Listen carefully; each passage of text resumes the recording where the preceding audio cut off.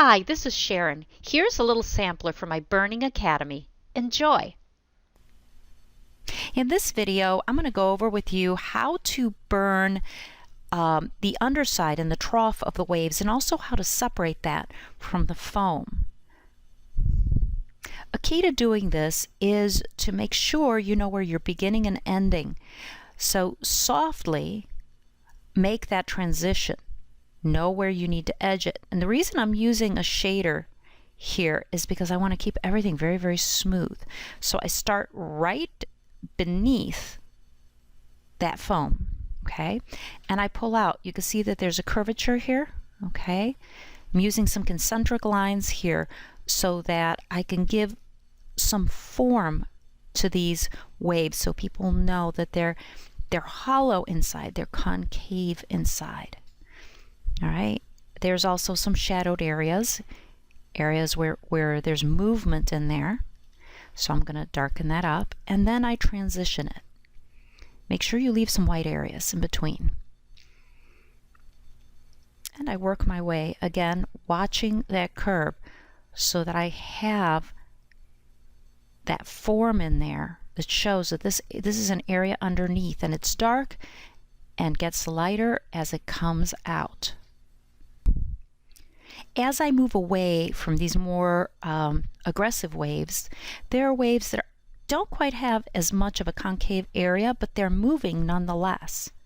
Okay, they're not as dramatic having foam on top, but there's still movement. So watch the curvature here. I go from an area that's slightly concave to an area that's maybe a little flat, or even like right here, it's almost a little convex in here. You want to make sure you blend them together to a degree. Make sure you leave a little bit of white to show the reflection there of the light.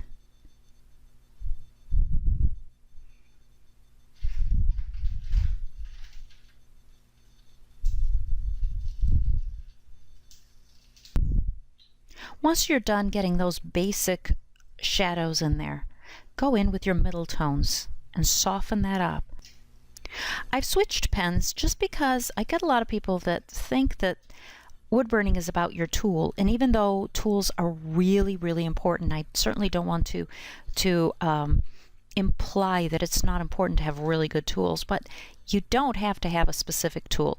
You can adjust the way you work to make whatever tool you have do the job you want it to do. So here I'm using a single temp unit. This does not have an adjustable temperature. It's a solid point, and this is what's called a universal tip. So you can see I'm going through, I'm doing the same concave shape that I did before. I'm edging the foam and continuing on. Is the look a little different? Yeah, it's a little bit different, but it can still be done, and it can still blend in and work just fine. Now, depending on what you're using, you may have to do more layers. Okay.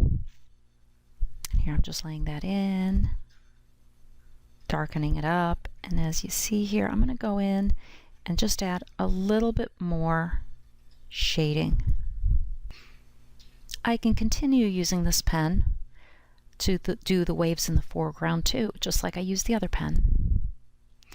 By controlling my speed here, I can get the different values. So you see, it's possible to do this with a single temperature pen. It's possible to do it with a solid point, and it's possible to do it with a wire tip. It just depends on what you have available and what you prefer. I use both. I prefer my wire tip pens, but these work great too.